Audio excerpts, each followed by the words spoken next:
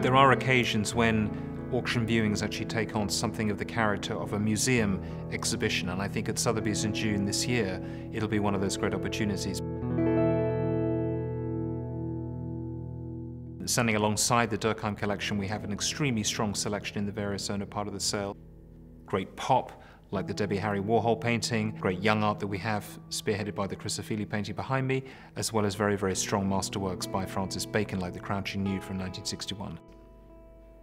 This portrait of Debbie Harry is the most important portrait of the 1980s, showing the punk rock new wave icon of the day. It sits squarely within the range of iconic portraits that Warhol has made, from Marilyn Monroe to Liz Taylor to Liza Minnelli and to Debbie Harry.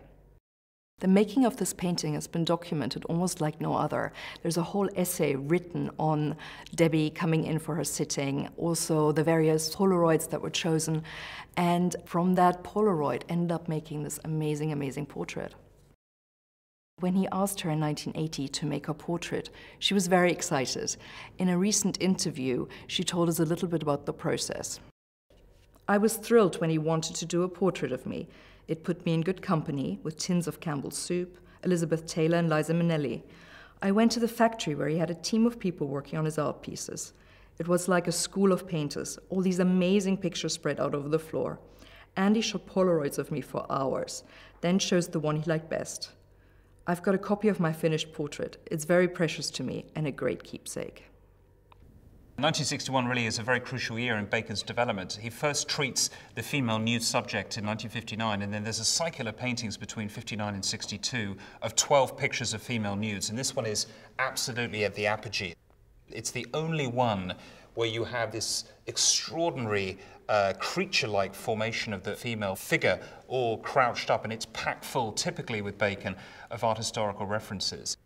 I think, first of all, the thing that really shocks you about this picture is this incredible effervescent green, which permeates all of the best pictures of this period, including some of the Pope paintings.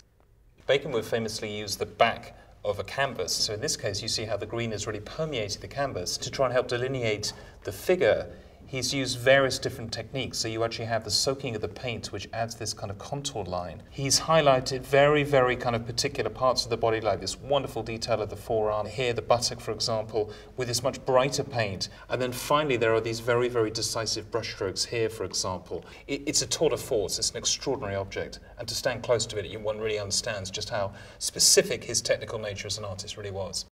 Bacon's female nude is a very specific, very physical, very aggressive creature. Basquiat's, on the other hand, is a very different, more cerebral, more scientific analysis of the human body.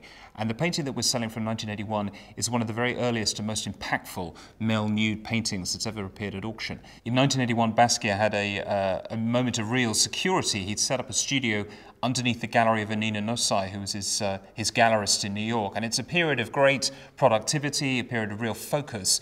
It's a warrior type, it's skeletal, it's very much influenced by Basquiat's fascination as a young child in the Gray's Anatomy book. He was injured in a bad car accident. He got very sort of fascinated by the human body, the skeleton and the skull. It's a portrait of a very virile subject who stares at you full frontal in that rather wonderful spray paint and graffiti-esque style, which characterizes really the best of Basquiat's works.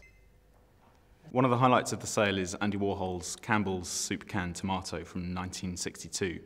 This is a painting which is arguably one of the most iconic paintings in 20th century art history, up there with Duchamp's Fountain, a cornerstone of 20th century art.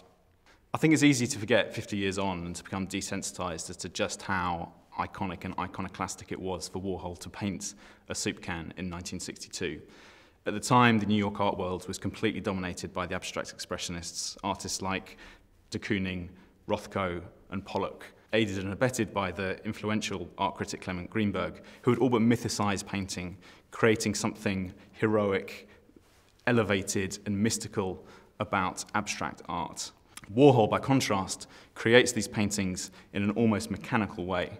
This is a painting which predates his use of the silkscreen, but we can already see here the way in which he's using commercial imagery, a very flat painting technique, to produce something which is the complete antithesis to what the abstract expressionists were doing. What I love about this painting is that it still feels very handmade. This is a painting which really shows Warhol working with his media, it shows the substance of what he was doing at the time, and it has a beautiful vintage feel to it. This is a real masterpiece of 20th century art history, and this is an incredibly rare opportunity for somebody to buy into that history. I think one of the great things about this sale is that it includes some really great pieces by a younger generation of artists. I'm standing in front of Andreas Gursky's Engadine 2 from 2006. What Gursky often does is to use the compositional devices of painting to underpin his photographs and make them more powerful than the image themselves. This is seen here with a wonderful perspective line of the skiers partaking in the annual ski marathon close to St. Moritz, traversing the frozen lake, winding into the distance. Here he remakes an image that he originally made in the 1990s, amplifying the scale and also adopting his godlike viewpoint as he looks down with his lens from a helicopter. It's an incredibly powerful image, an incredibly beautiful image, and the first time that it's appeared at auction.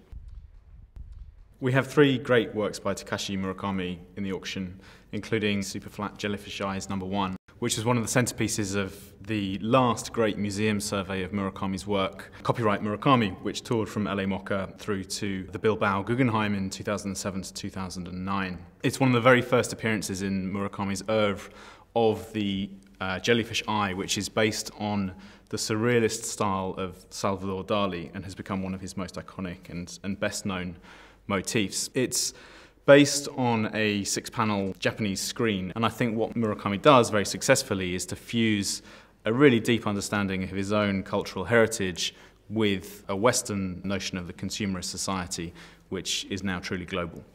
You've seen on this podcast some wonderful highlights of the forthcoming sales in London, and we look forward to welcoming you at Sotheby's to see these wonderful treasures.